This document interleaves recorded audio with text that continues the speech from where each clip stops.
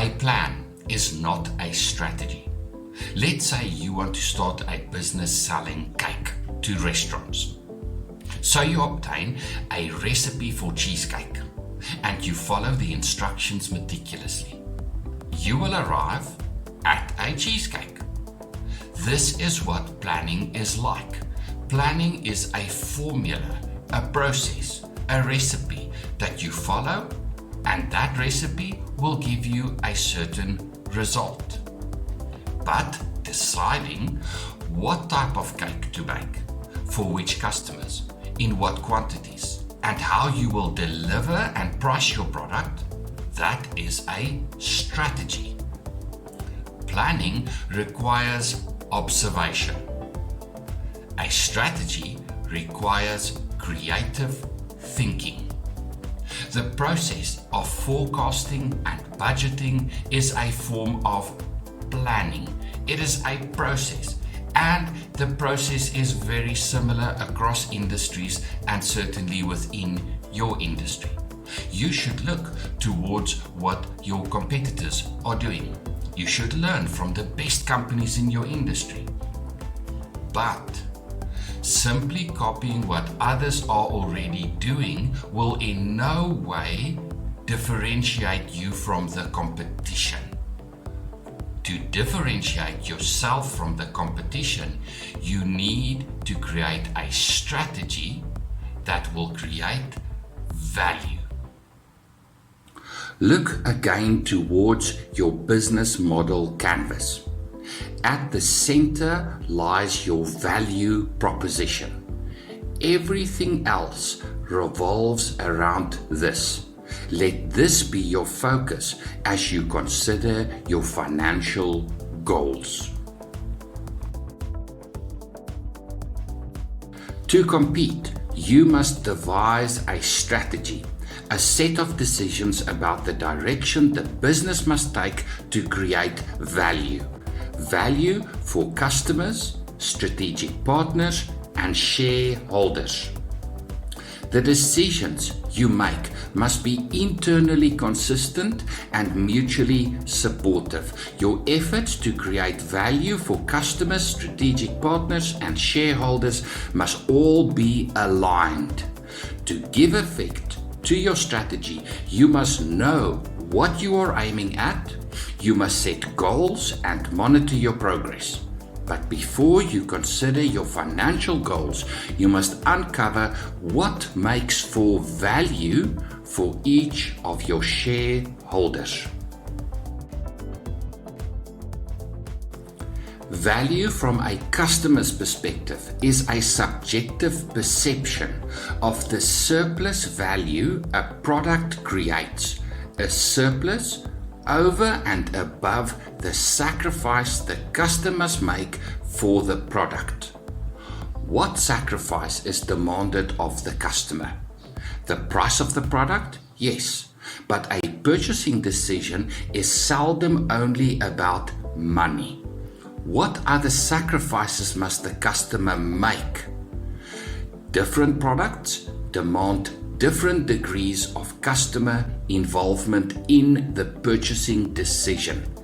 Consumers spend much less time and effort thinking about buying bread as compared to a decision to buy a new vehicle.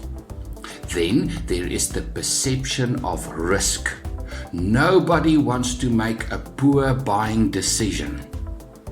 Is the implied risk worth the perceived value surplus?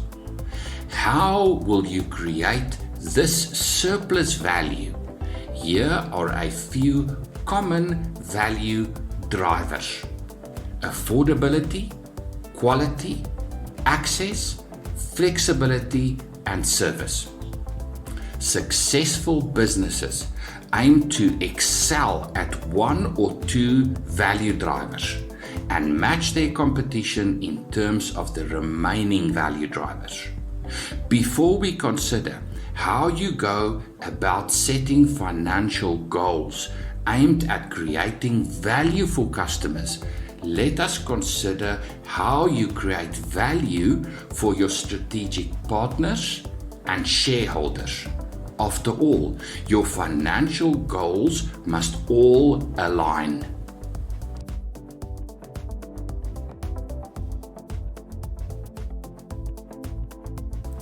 Strategic partners may include suppliers, service providers, subcontractors, intermediaries, and financiers. Each of these partners have their own objectives. Suppliers want to move more stock. Service providers want access to new customers. Subcontractors benefit from the work your business generates. Intermediaries earn sales commissions on selling your products, and financiers want to lend money to your customers to buy your products. If you decide to partner with a specific supplier and procure a substantial amount of stock from the supplier, you may be able to secure payment terms with the supplier to aid cash flow management in your business and to secure lower procurement costs, the benefits of which you can pass on to your customers. Thus, you create value for both the customer and supplier. And so, you can consider the objectives of each of your strategic partners and how to create value for them, but always keep in mind that your decisions must at the same time create value for all your stakeholders. How to create value for shareholders is a harder question than it might appear at first glance, simply because investors differ in terms of their objectives. A sole shareholder of a business may have income generation as main objective. He started the business as a means of generating income to sustain his lifestyle. Selling his ownership interest in the business at some point in the future is little more than a vague aspiration. Another entrepreneur might start a business with a clear goal of creating wealth for himself and his family. He works towards creating a business that is both operationally and financially independent of its owner, an asset of value. Earning an income from the business, though important, is of secondary concern. This entrepreneur wants to see the monetary value of the business increase and might aspire to one day hand over the reins to his children. A venture capitalist invests in a business to make a profit. At inception of the investment, he wants a clear path to exit, to sell his interest in the business at a predetermined time. This investor is interested in a business with a clear growth strategy that translates into capital appreciation of his business interests. It is essential that the objectives of shareholders must align within the business and with the objectives of customers and strategic partners.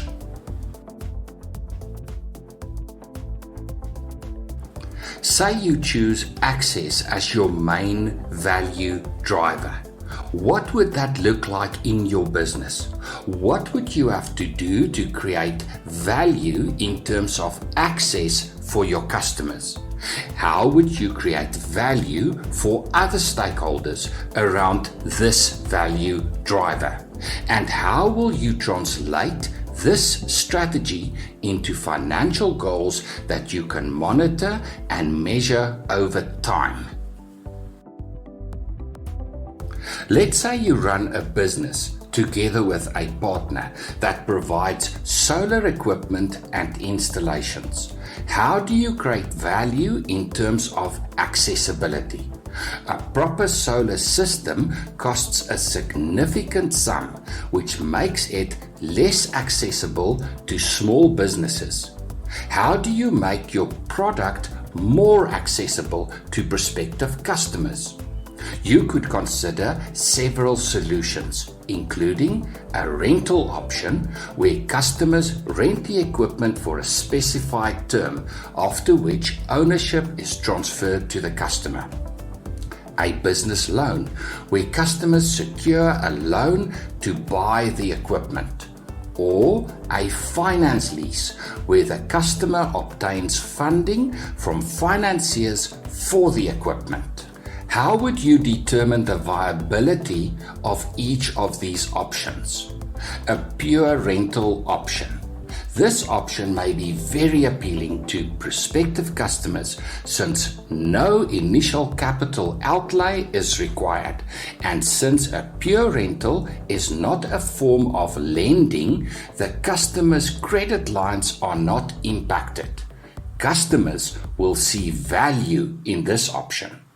But where will the capital come from to acquire the equipment? Could you persuade your suppliers to provide the equipment on credit over an extended period? Probably not. More so if you are not yet a significant buyer. Suppliers may also associate too much risk with this option. If you were a large business with a strong track record, you might persuade investors to provide capital to fund the purchase of the equipment. Your business could own the equipment and earn rental income from customers. Your business would have to be able to create a large enough pool of customers to spread the risk of payment default sufficiently. This may be an option for later. A business loan. Most business loans offered to small businesses are a form of unsecured lending and comes with high financing costs. High financing costs might render this option unfeasible. Most unsecured lending applications are declined. How would you know if prospective customers can secure the funding? You don't want to get bogged down with applications from unsuitable businesses. Some banks and financiers already have partnerships with your competitors and might steal your customers away with alternative funding solutions. How do you protect your business? A finance lease. What if you could partner with a specific financier to provide capital for the equipment by way of a finance lease? The customer will gain access to a solar system with little or no initial capital outlay. The financier will gain customers and have the solar equipment as collateral, and your shareholders will benefit from increased sales revenue and hopefully growing profits, which will translate into an increase in the equity value of the investment in your business. After much deliberation, you decide that a finance lease as funding method for your customer purchases is the option you will choose as the first part of your strategy. Consider now what each of your stakeholders want from a solution and what would cause concern. The customer. Customers want a reliable and efficient solar solution that makes money sense. Customers want a solution that requires as little as possible initial capital outlay. Customers don't want a financing solution that impedes their other credit lines. Customers want a cradle-to-grave solution, a complete solution from one source for installation and decommissioning, maintenance, and funding of the equipment. The suppliers. Suppliers want to sell equipment of sufficient value to make a profit. Suppliers want access to new markets for their products. Suppliers prefer to work with buyers that provides data to predict demand for their products. The financier. Financiers want to lend money to new, good-paying customers. Financiers want to have some security in the deal. They prefer to finance equipment from a tier 1 supplier that offers a good warranty, because this translates into collateral value for the financier. Financiers are unlikely to want to fund installation and maintenance costs. Shareholders want to see that the business make profits of sufficient value to ensure a minimum gross profit margin, to cover overheads, and to generate cash surpluses that may be translated into retained earnings to fund the future needs of the business. In summary, you must design a system that provides the customer with dependable, renewable energy at a price that makes money sense, whilst at the same time providing a funding mechanism that gives customers access to a product that would otherwise not be accessible. To succeed, you need to procure the equipment from a reputable tier 1 supplier so that financiers will be willing to accept the equipment as collateral, and as such provide funding at a reasonable rate of finance. Since your strategy hinges on securing funding, you must identify prospective customers that meet the criteria set by financiers for funding. It is unlikely that financiers will fund the installation and maintenance of the system, and therefore you need to ensure that your business has sufficient cash reserves to provide for these expenses. Now you need to find answers to the following questions. What would the typical installation consist of? Based on this, calculate your total cost of sales, consisting of stock purchases, ancillary procurement costs, warehousing and storage, installation and maintenance costs, delivery costs, and financing costs related to the procurement of stock. Would you be able to negotiate payment terms with your supplier? If not, what would be the method of funding the consignment of stock? And what would be the cost of finance for your business? Could you persuade the financier to pay the supplier directly once the buyer has been approved for funding? How will this affect the delivery of your product? Do you need to carry a certain minimum amount of stock? How much, and what would be the additional cost of storage for this stock? Having calculated the cost of sales, add your profit margin to arrive at your price. Would this price be competitive? Would customers be prepared to pay more than what the competitors offer, since you provide a funding mechanism?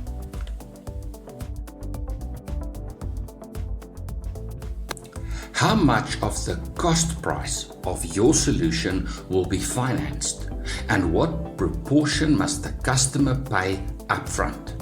What would be the monthly lease repayment for a typical customer? Does this seem feasible from a customer's perspective? Now you need to estimate the number of transactions you have the capacity to complete monthly. Start by considering the duration of the trade cycle. How long would a transaction take from the moment money leaves your business to pay for cost of sales related expenses until money returns to your business as sales revenue? From this, you will be able to calculate how much cash you need to start, how much and when will money leave the business for expenses, and when will monies return to the business as sales revenue supplementing your cash reserves to be used for the following round of installations. In this model, you will receive sales revenue from two sources: the upfront payment from customers, presumably when you complete the installation, and payment from the financier on behalf of the buyer, again, presumably when you complete the installation. Now you must decide what you need to generate sales revenue. What is your sales target? How many transactions per month? Or over what period? What will you spend on marketing efforts to achieve your objective? What sales channels will you use? Do you have a sales team? Do you rely on intermediaries? And what will the cost of your sales channels amount to? Lastly, use the information produced in your budget and forecast to calculate and describe your monthly overheads. Having found answers to these questions, you can generate your cash flow forecast. I recommend using the format of the cash flow statement for this purpose. Your cash flow forecast might look something like this. Now that you have the numbers in a usable format, you can play with different scenarios and set specific financial goals like: what is the minimum level of cash reserves you want to retain in the business? At what point do you invest in operational assets such as vehicles, tools, or equipment to grow the capacity of the business to do installations? How and when will you invest in growing your sales team or invest in developing another sales channel? Will you invest in fixed assets like a commercial property to reduce your dependence on a landlord and to grow the asset base of your business? At what stage will you externalize profits and reward shareholders? To set realistic financial goals for your business, you must devise a strategy that creates value for all of your stakeholders. But where will you find sources of funding for your business? Tune in for the next installment in this series for answers, or visit Constructive Online Learning on YouTube for content like this. Thank you for listening, and good luck with your business.